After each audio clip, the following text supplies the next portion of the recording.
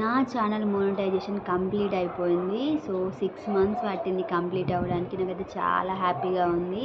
So ఎన్ని days నుంచో wait చేస్తున్నాను నేనైతే. ఇంకా 4000 వాచ్ అవర్ ఎప్పుడు కంప్లీట్ అయిపోతుందా అని చెప్పేసి. నాకు వీడియోస్ వల్లనే 4000 వాచ్ అవర్ కంప్లీట్ అయిపోయింది. నేను ఏం చేశాను, ఎలా సక్సెస్ అయ్యాను అని చెప్పేసి వీడియోలో చెప్తాను మీకు.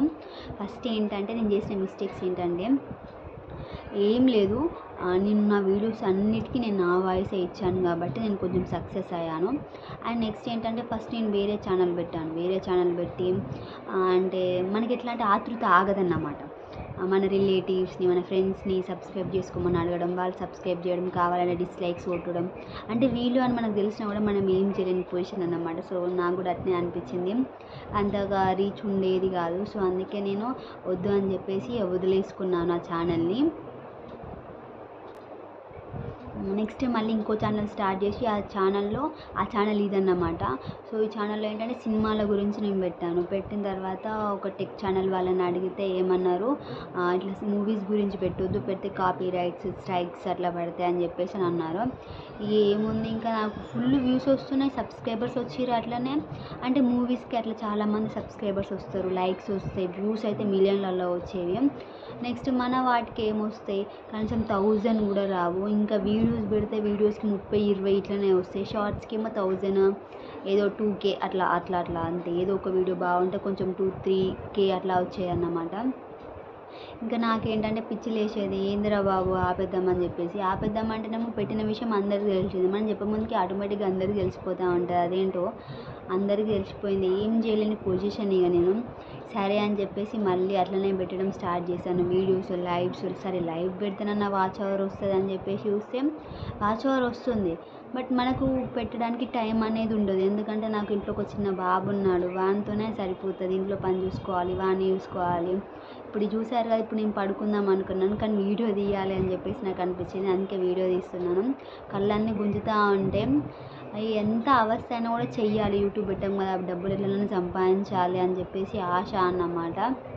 అందుకే ఈ చిన్న ప్రయత్నము. సో చాలామంది ఏంటంటే యూట్యూబ్లో సక్సెస్ అవ్వలేక ఏంటంటే వేరే వాళ్ళు పెట్టేసి వీడియోస్ ఉంటాయి కదా, బాగా వైరల్ అయిపోతూ ఉంటాయి. మన వైరల్ అవ్వక ఉండేసరికి లోపలనేమో చాలా బాధ అనిపిస్తుంది. వాళ్ళు అవుతున్నాయి, మన ఎందుకు అవ్వట్లేదు అని చెప్పేసి. ఒకటి ఎగ్జాంపుల్ చెప్తాను నేను.